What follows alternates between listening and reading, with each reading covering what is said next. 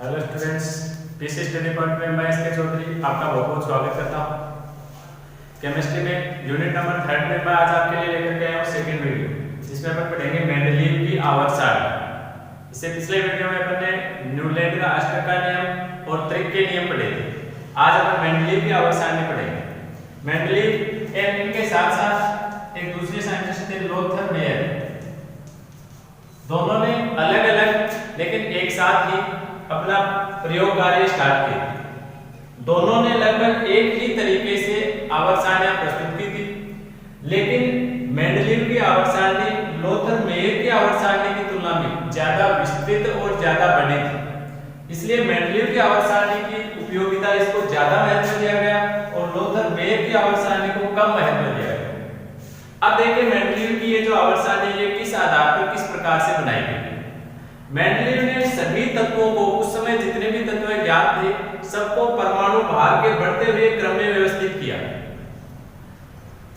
इस तरह से सबको परमाणु भार के बढ़ते हुए क्रम में व्यवस्थित करने के पश्चात उन्होंने ये देखा कि एक निश्चित अंतराल के पश्चात तत्वों के गुणों में समानता पाई जाती है। यहाँ पर ध्यान दीजिएगा, न्यूलैंड के नियम और मेंडलीव के नियम में थोड़ा सा ही अंतर है। न्यूलैंड ने यह कहा था कि प्रत्येक 8वें तत्व के गुणों में समानता पाई जाती है, जबकि मेंडलीव ये कह रहा है कि अगर परमाणु भार के बढ़ते हुए क्रम में रखेंगे तो एक निश्चित अंतराल के बाद में, अब वो अंतराल कितना होगा, 5 तत्व, 10 तत्व, 20 तत्व, ये नहीं पता है, लेकिन एक निश्चित अंतराल के बाद में तत्वों के गुणों में समानता होती है। और इसके बेस पर उन्होंने सभी समान गुणों वाले तत्वों को एक साथ रखने का प्रयास करते हुए सबसे पहले इस प्रकार की आवर्त सारणी प्रस्तुत की। और सबसे पहले आवर्त सारणी के लिए नियम भी मेंडलीव ने ही दिया था। सबसे पहले आवर्त सारणी का सबसे पहला नियम मेंडलीव के द्वारा प्रस्तुत किया गया। मेंडलीव की आवर्त सारणी का नियम ये था कि तत्वों के जो गुण धर्म होते हैं वो उसके परमाणु भार के आवर्ती फलन होते हैं। सीधा सा नियम है, तत्वों के गुण परमाणु भार के आवर्ती फलन होते हैं। यानी किसी भी तत्व के गुण हैं, वो किस प्रकार का तत्व है, अम्लीय है, ठोस है, द्रव है, किसके साथ में रिएक्शन करेगा, किसके साथ नहीं करेगा, ये सारी चीजें उसके परमाणु भार के द्वारा तय होती है। यानी किसी भी तत्व के गुण परमाणु भार के द्वारा निर्धारित होते हैं। ये सबसे पहले नियम दिया था मेंडलीव ने कि किसी भी तत्व के गुण धर्म उसके परमाणु भार के आवर्ती फलन होते हैं।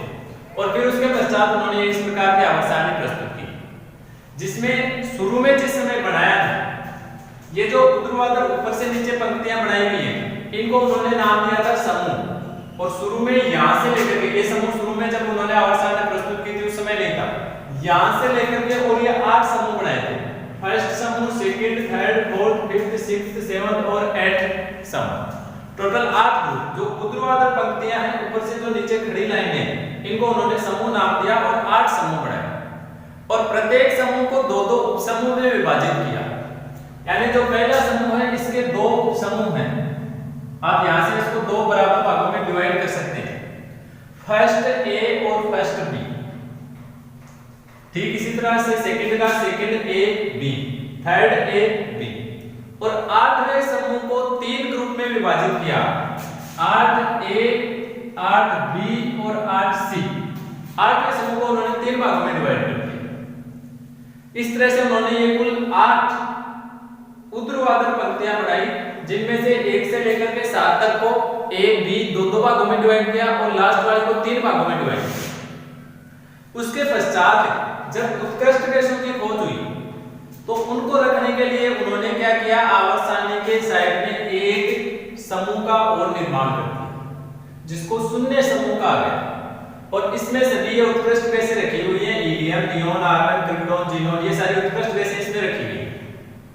इसके साथ साथ उन्होंने ये जो क्षैतिज पंक्तियां बनाई हैं 1 2 3 4 5 6, इनको उन्होंने नाम दिया था श्रेणियां।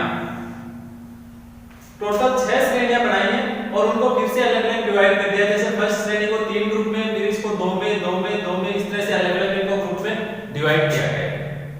नीचे वाली जो श्रेणी है वो लगभग खाली है, क्योंकि इन तत्वों की खोज उस समय लगभग हुई नहीं थी, केवल रेडियम और थोरियम 2 ही तत्व रखे गए।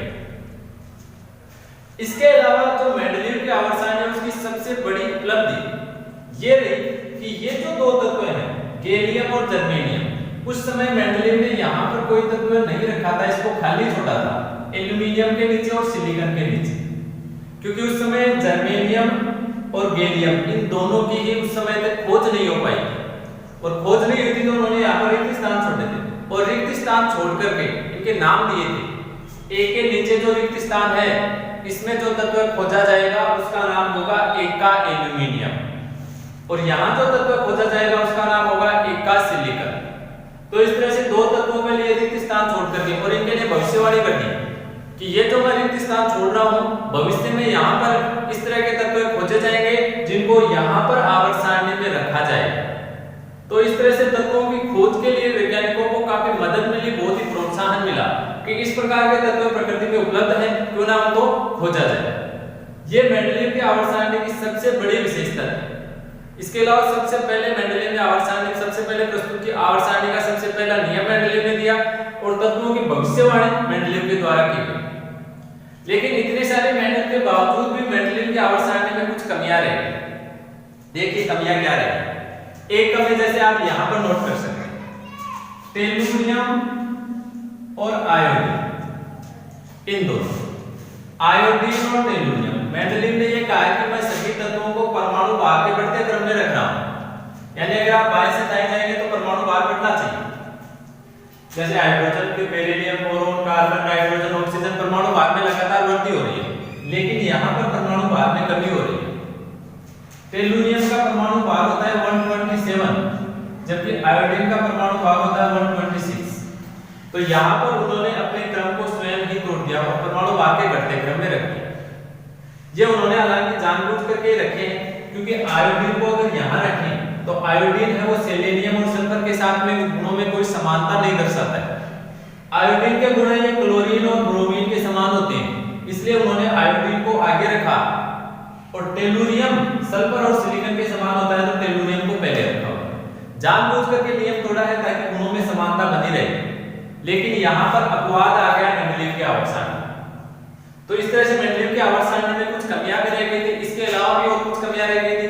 कई जगह पर उन्होंने समान गुणों वाले तत्वों को अलग अलग रख दिया था।